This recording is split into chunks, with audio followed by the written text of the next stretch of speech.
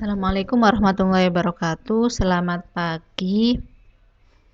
Kali ini kita akan mempelajari tentang regresi. Jadi kemarin sudah korelasi, yaitu hubungan atau derajat kekuatan, derajat keeratan dari dua variabel. Sekarang kita masuk ke dalam regresi.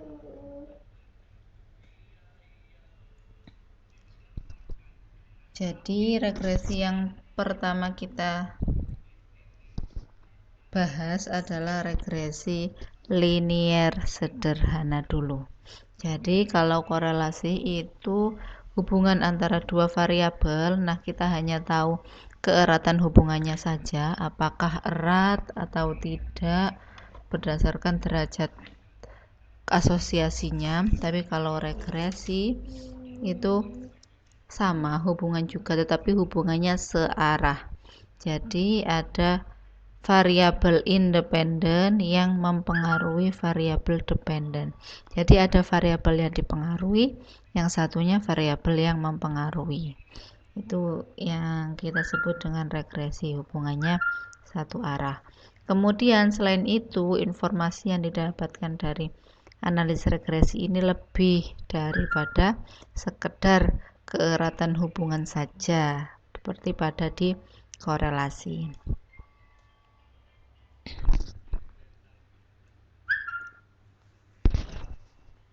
Nah, ini adalah persamaan untuk regresi linier sederhana. Ya, ini persamaannya. Jadi Y sama dengan beta 0 ditambah beta 1 X ditambah U. Apa itu Y? Y kita sebut dengan variabel dependen atau variabel yang dijelaskan atau variabel respon. Ini terserah mau menyebut yang mana, variabel respon, variabel dependen, atau variabel yang dijelaskan, terserah. Y ini adalah variabel yang dipengaruhi, ya, dependen, dipengaruhi. Kemudian kalau X, dia adalah variabel independen, variabel yang menjelaskan, variabel prediktor atau yang memprediksi, yaitu variabel yang mempengaruhi variabel Y. Kemudian U adalah error atau variabel pengganggu atau variabel yang tidak bisa diobservasi. Jadi di sini regresi itu kita menjelaskan variabel Y dengan menggunakan variabel X. Jadi ini seperti yang kita tahu Y sama dengan bla bla bla yang di dalamnya adalah X-nya. Berarti Y ini diprediksi dengan menggunakan variabel X, sehingga ketika kita itu meramalkan prediksi pasti kan ada errornya. Nah, errornya itu masuk ke variabel sini U. Nah, apa itu beta 0 dan beta 1? Ini yang kita sebut dengan parameter regresi. Kalau yang tadi variabel ya, YX sama U variabel. Kalau yang ini kita namakan parameter ya, beta 1 dan beta 2.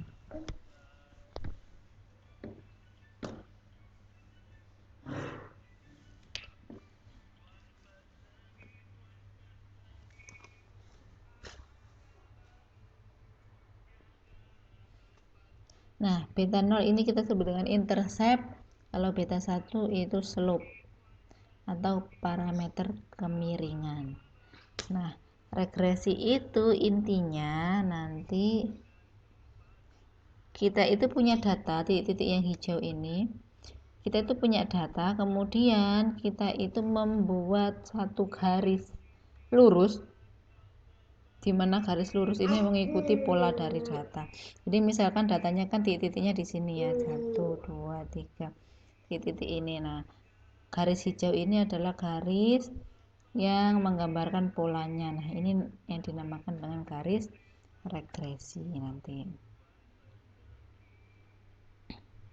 Nah, yang mengatur kemiringan garis itu beta 1 ya. Ini kan garisnya miringnya segini, sudutnya berapa ini? Tidak sekitar 20 sampai 30 gitu ya. Siapa tahu juga bisa seperti ini. Jadi yang mengatur derajat kemiringannya itu beta 1. Ini kan garisnya seperti ini. Bisa juga kan nanti garisnya seperti ini, kemudian seperti ini. Nah, yang mengatur derajat kemiringannya siapa? Ini beta 1. Nah, kemudian beta 0 itu apa? Beta 0 itu di sini letaknya beta 0. Titik mulainya garis persamaan regresi. Nah, ini beta 0-nya.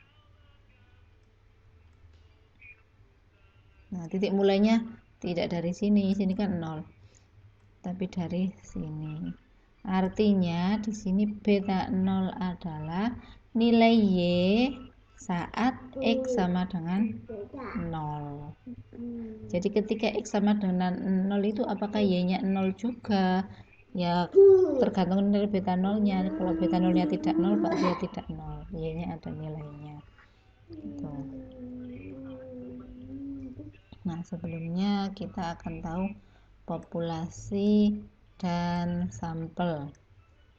Kalau populasi itu model asli yang sebenarnya. Jadi kita punya dua model regresi, yaitu model regresi untuk populasi dan untuk sampel. Nah, persamaan ini adalah persamaan regresi untuk populasi. Kalau sampel berarti kita mencari model yang mendekati model sebenarnya, atau kita menaksir atau menduga suatu model yang asli. Maka kita berikan topi di atas sini, di atas variabel dan parameternya yang diduga. Jadi kita kan meramal atau memprediksi Y menggunakan informasi dari X. Nah, berarti Y-nya ini adalah hasil prediksi, dikasih topi, tanda topi di atas. X-nya tidak perlu karena X-nya ini kan data aslinya. Ya. Yang ini beta 0 sampai beta 1 ini perlu dikasih topi karena ini merupakan pendugaan juga, nanti akan kita hitung beta 0 dan beta 1-nya. Intinya dari sini diingat-ingat bahwa kalau dalam model populasi itu tidak pakai topi dan pakai U. Kalau di sini kenapa sudah tidak pakai U? Karena sudah kita kasih tanda topi, jadi sudah menandakan taksiran. Jadi di sini kalau taksiran sudah pasti ada errornya untuk masing-masing, sehingga tidak perlu ditambah error lagi. Kalau model sampel itu kita perlu menyertakan tanda topi seperti ini. Nah, model yang akan kita gunakan kalau kita itu mengambil data itu semua, satu populasi diambil data semua, ya nanti ketemunya model yang ini.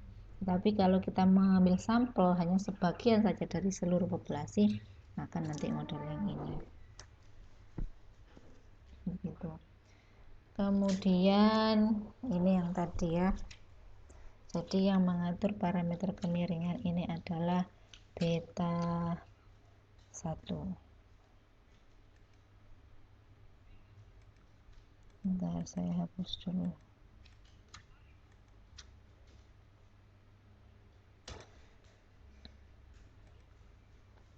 Nah, di sini kita punya gambar ya. Di sini X dan di sini Y. Nah, misalkan kita itu punya datanya data apa? Misalkan di sini X1, X2 itu orang ya, pekerja pertama, pekerja kedua, dan seterusnya. Ini pekerja pertama, pekerja ke I. Gitu. Nah, pekerja pertama ditanyai nilai Y-nya berapa, misal Y itu gaji misalkan. Pekerja pertama ditanyai gajinya berapa, gajinya misal 10 juta gitu ya, atau kalau di bawah sini 1 juta aja deh, 1 juta, maka digambar di sini ini 1 juta. Maka di sini adalah pasangan X1, Y1 untuk pekerja 1. Kemudian di sini ini ada titik lagi ya. Jadi misal di sini adalah pekerja kedua. Pekerja kedua ditanya gajinya berapa, misal gajinya di sini 5 juta. Gitu. Maka di sini ini adalah titik untuk X2 Y2. Ini X3 Y3, kalau di sini misal I ke I ya. Jadi pekerja ke I gajinya segini, maka di sini nilai A dari pekerja ke I XI, YI. Begitu. Nah, di sini kita sudah punya garis regresi. Ya. Nah, garis regresi yang baik itu adalah yang mampu menggambarkan pola data dengan baik. Nah, ini pola datanya kira-kira bagaimana? Datanya kan tersebar ini titik ini ya. Nah, di sini pasti nanti ada errornya. Jadi error adalah selisih dari garis regresi dengan titik yang sebenarnya. Jadi misal di sini titiknya di sini tetapi garis regresinya di sini, maka errornya ini. Ini besar errornya. Begitupun yang ini garisnya di sini tetapi titiknya di sini, berarti ini itu errornya. Itu maka di sini bisa dilihat ini adalah UI, simpangan atau penyimpangan ya. Simpangan itu perbedaan nilai dari titik data yang asli dengan prediksinya, yaitu di garis regresi. Maka di sini simpangan untuk pekerja ke I, di mana UI itu adalah YI dikurangi beta 0 dikurangi beta 1 XI. Itu dari mana tadi ya? Dari sini. Kalau mencari U berarti kan Y dikurangi beta 0 dikurangi beta 1X itu sama dengan U. Ya, jadi Y itu data aslinya, kemudian beta 0 ditambah beta 1XI itu kan prediksinya yang ada di garis regresi yang di sini. Maka UI adalah selisih dari keduanya itu tadi. YI dikurangi beta 0 dikurangi beta 1XI.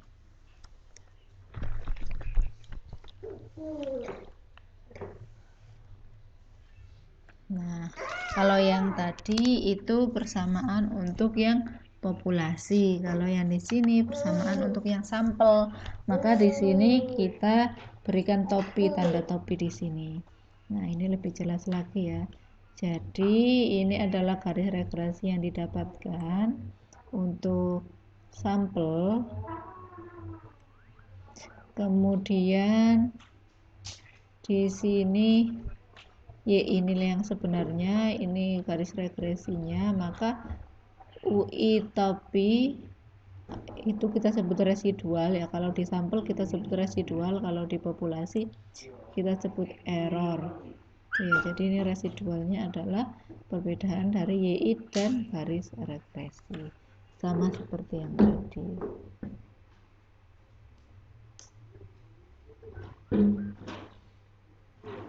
Nah, sekarang kita belajar interpretasi dari model regresi linier sederhana. Jadi seperti yang tadi, model regresi linier sederhana itu kita mempelajari bagaimana Y berubah dengan perubahan yang terjadi pada X. Tadi kan Y ini variabel dependen yang dipengaruhi. Kalau X itu variabel independen yang mempengaruhi Y. Maka ketika X ini nilainya berubah sedikit, Y itu juga nanti akan berubah. Nah, seberapa perubahan pada Y itu bisa dijawab dengan persamaan regresinya tadi. Jadi beta 1 atau slope yang merupakan kemiringan dari kurva tadi itu artinya adalah besarnya perubahan pada Y akibat dari perubahan pada X. Jadi misal kita turunkan dengan persamaan diferensial seperti ini, del Y per del X itu sama dengan beta 1. Jadi beta 1 adalah besarnya perubahan pada Y sebagai akibat dari perubahan pada X gitu. Kemudian ini model regresi sederhana jarang digunakan dalam prakteknya, namun pembahasannya masih berguna untuk beberapa alasan. Jadi yang sering digunakan itu nanti regresi linear berganda. Cuman ya sebelum belajar berganda ya harus belajar yang sederhana dulu gitu. Ini contohnya, contoh persamaan sederhana mengenai gaji atau upah.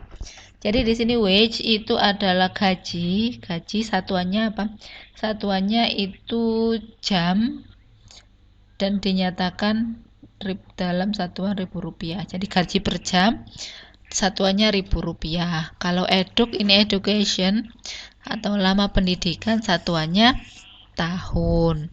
Ini error, yaitu faktor-faktor lain yang belum dimasukkan ke dalam model ini. Kan regresi kita kan linear sederhana, hanya memiliki satu variabel independen, yaitu education. Kalau berganda bisa lebih dari satu. Nah, kan yang mempengaruhi gaji seseorang kan bukan lama pendidikannya saja, tapi banyak sekali. Misal pengalaman kerja, semakin lama pengalaman kerjanya semakin tinggi gajinya, kemudian jabatannya juga, etika kerja juga, kemudian kepintarannya atau intelijensinya juga itu. Tapi kalau regresi linear sederhana baru dimasukkan satu saja, yaitu lama pendidikan, sehingga di sini errornya itu memuat faktor-faktor lain yang mempengaruhi gaji per jam tetapi belum dimasukkan ke dalam model ini gitu. Jadi di sini beta 1 ini mengukur perubahan jumlah gaji per jamnya jika terdapat penambahan atau pengurangan lama pendidikan. Jadi tadi artinya beta 1 tadi apa? Besarnya perubahan pada Y akibat dari perubahan pada X. Jadi ini adalah besarnya perubahan pada gaji per jam dengan adanya perubahan pada lama pendidikan. Perubahan kan berarti bisa penambahan dan juga bisa pengurangan. Kemudian dengan asumsi faktor-faktor lainnya tetap. Faktor yang lain itu apa? Ya ini faktor-faktor yang lain.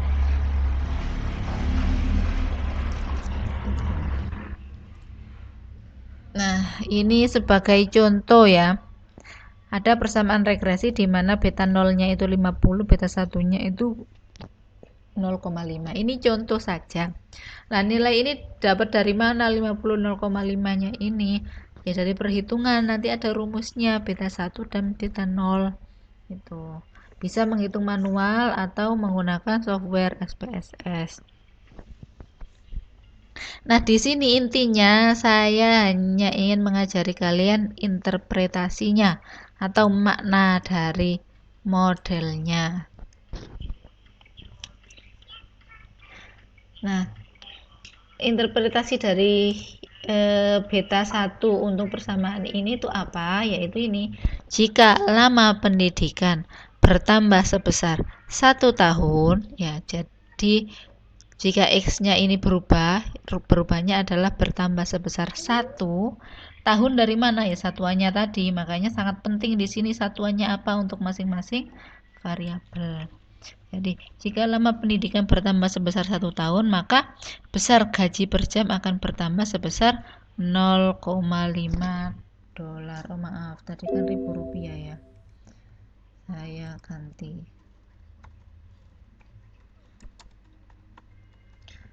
Rp1.000. 0,5 Rp1.000 itu ya sama dengan berapa? Kalau 0,5 ribu berarti ya 500.000 rupiah.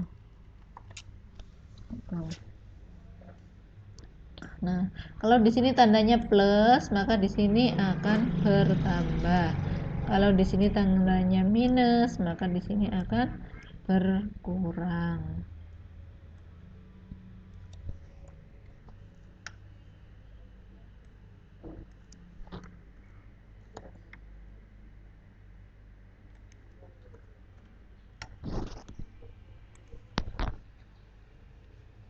Nah, Ini apakah selalu satu? Ini apakah selalu satu? Sebenarnya tidak selalu, asalkan paham ya.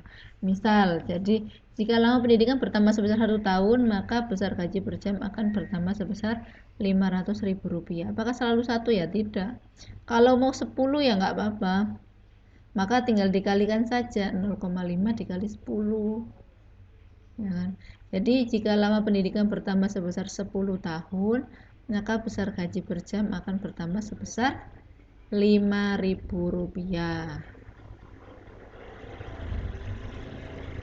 Gitu kan. Oh maaf, ini kok 500.000. Semakin besar 5.000.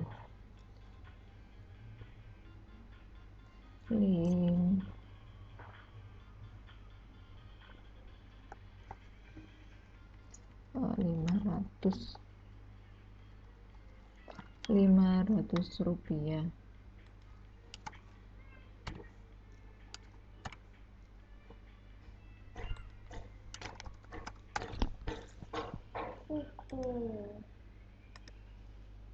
Nah, jadi seperti ini interpretasinya ya.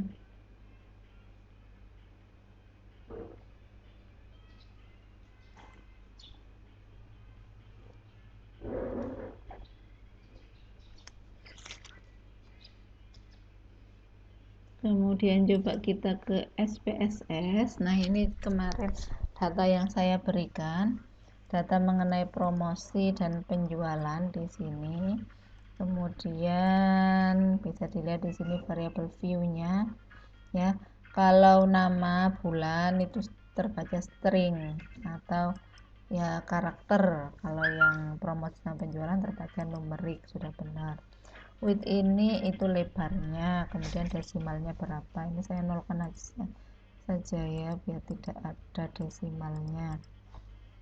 Label ini agar tidak lupa saya tulis, misal promosi itu satuannya juta rupiah, penjualan itu 1000 unit. Maka ketika bagaimana hubungan antara promosi ke penjualannya. Kemudian di sini skalanya scale, karena skalanya skala rasio dua-duanya. Sekarang analyze, kemudian mungkin kemarin saya ulangi lagi correlate, kemudian bivariate. Kita masukkan dua-duanya, Pearson, Tudor, oke. Nah, di sini bisa diketahui bahwa korelasinya untuk antara promosi dan penjualan itu adalah 0,755. Korelasinya ini lumayan tinggi ya, korelasi positif, sehingga kalau nilai promosinya itu dinaikkan, maka penjualannya itu cenderung naik gitu, karena korelasinya positif dan termasuk kuat ya, 0,755 kuat. Kemudian kita juga lihat sig to tail-nya berapa, ini 0,005, sangat kecil sekali ya, kurang dari alfanya. Misal alfanya 5%, maka ini sudah kurang dari 5%, sehingga korelasi antara promosi dan penjualan ini signifikan. Nah, ini juga sudah ada di sini korelasi signifikan pada level 1%. Nah, dengan alfa 1% pun sudah signifikan. Kemudian untuk regresi, maka kita analyze, kemudian regression, kemudian linear. Karena regresi kita linear. Kemudian di sini mana yang menjadi variabel dependen dan mana yang menjadi variabel independen. Kira-kira dari promosi dan penjualan itu mana yang mempengaruhi dan mana yang dipengaruhi. Kalau kasus ini ya yang jadi variabel dependen ya penjualan, karena promosi mempengaruhi penjualan. Jadi penjualan masuk ke dependen, promosi masuk ke independen. Kemudian di sini dicentang estimate model fit, kemudian ada ini dicentang collinearity diagnostik. Ini nanti kita pelajari nanti. Kemudian Durbin Watson, continue. Plotnya kita centang normal probability plot sama histogramnya. Kemudian di option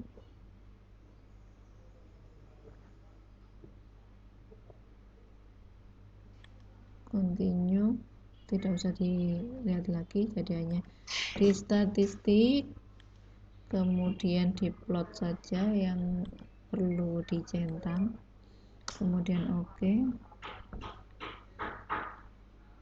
Nah, ini hasil regresinya.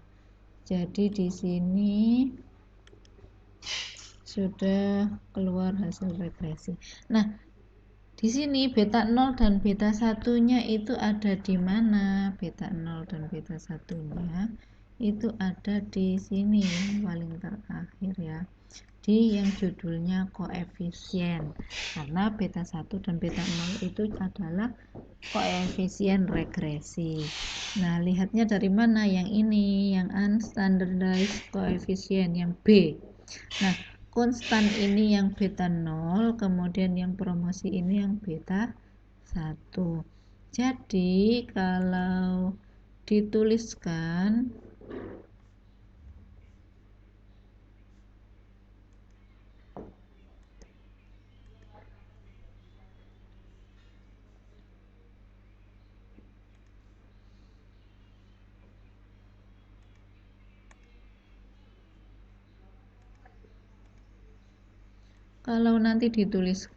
maka persamaannya adalah, saya tulis langsung dalam persamaan saja ya.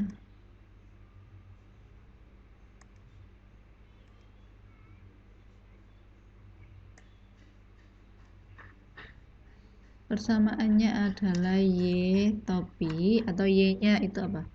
Penjualan ya. Penjualan,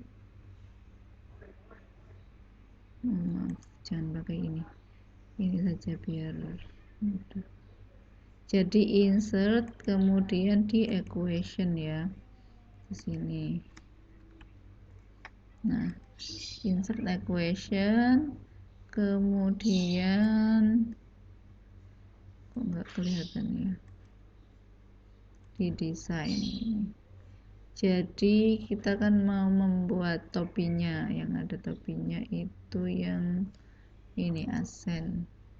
Cari yang topi ini ya, kemudian ini penjualan sama dengan beta nolnya berapa tadi? Beta nolnya adalah 24,470 ditambah ya, kalau yang promosi ini tidak ada minusnya berarti ditambah 1,482 X. X-nya apa tadi? Promosi.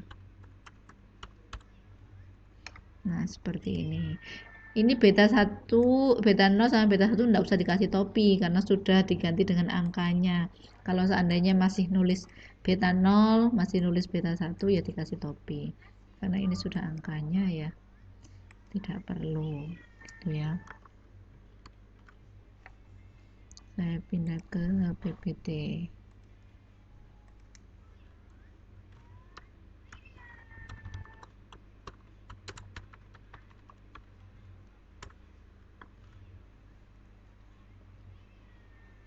Nah, ini persamaan regresinya. Nah, dari sini artinya apa? Di sini artinya apa? Jika promosi itu bertambah sebesar 1 apa satuannya promosi tadi? 1 satuannya juta rupiah. Berarti jika promosi bertambah sebesar 1 juta rupiah, maka penjualan akan bertambah sebesar 1,482